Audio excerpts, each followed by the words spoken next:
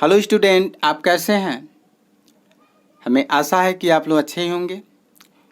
तो इस वीडियो में हम लोग डिस्कस करेंगे त्वरण होता क्या है और त्वरण कितने प्रकार के होते हैं।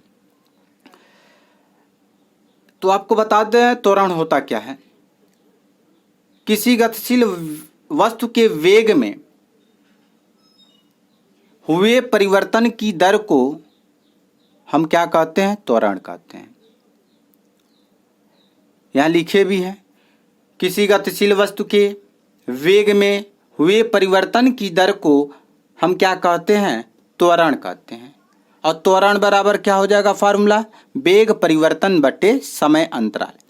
मान लें किसी वस्तु का प्रारंभिक वेग क्या मान लें? u है। क्या है? u है। और डेल्टा टी समय के बाद, मान लें कुछ समय के बाद, वो समय मान लेते हैं डेल्टा टी है, तो डेल्टा टी समय के बाद मान लें उसका वेग अब भी हो जा रहा है, तो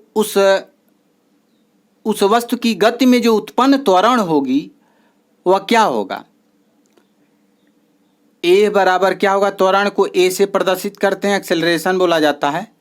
तो यहां देख रहे हैं कि वेग परिवर्तन कैसे निकालेंगे? मान लीजिए प्रारंभिक वेग u है और अंतिम वेग अब भी हो गया है, तो परिवर्तन कैसे निकालेंगे? अंतिम वेग में से प्रारंभिक वेग को घटाएंगे और क्या करेंगे? जितने समय में परिवर्तन हुआ उस समय से भाग दे देंगे, वह तब हमें क्या मिल जाएगा? त्वरण मिल जाएगा। ए बराबर फार्मूला हो जाएगा v minus you upon T. और आपको बता डेल्टा टी, और आपको हम बता दें कि त्वरण जो होता है वह एक सदिश राशि होता है और इसका मात्रक जो होगा वह मीटर प्रति सेकंड स्क्वायर होता है।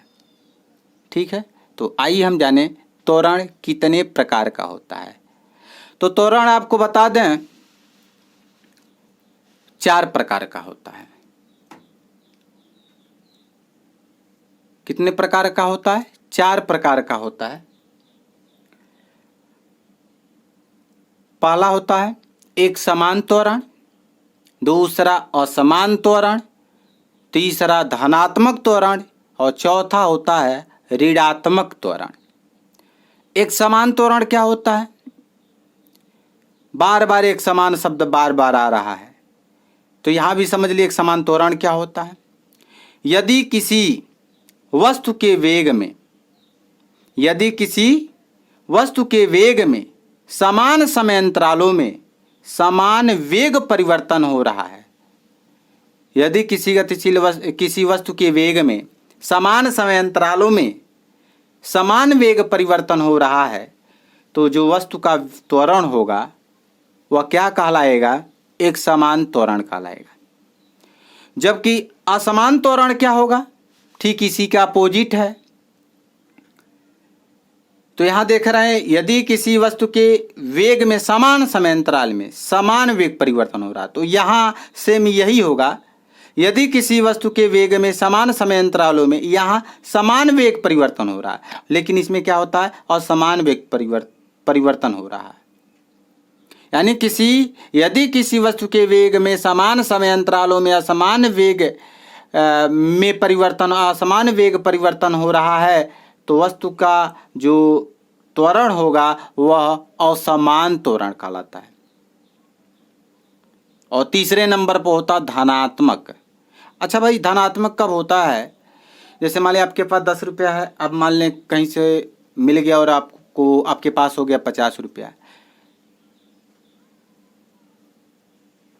यानी आपकी जो संपत्ति है अगर वह बढ़ रहा है तो आप धनात्मक में हैं, लेकिन अगर वह घट रहा है तो आप ऋणात्मक में होते चले जाएंगे। यानी हम बताना चाह रहे हैं यदि किसी वस्तु के वेग का परिमाण समय के साथ अगर बढ़ रहा है तो जो वस्तु का त्वरण होगा वह धनात्मक त्वरण होगा। और यदि वस्तु के वेग का परिमाण क्या हो रहा हो? समय के साथ निरंतर अगर घट रहा है, तो जो वस्तु का त्वरण होगा वह क्या कहलाएगा? ऋणात्मक त्वरण कहलाएगा। क्या कहलाएगा? ऋणात्मक त्वरण। और हम लोग इसको मंदन भी कहते हैं। क्या कहते हैं? मंदन।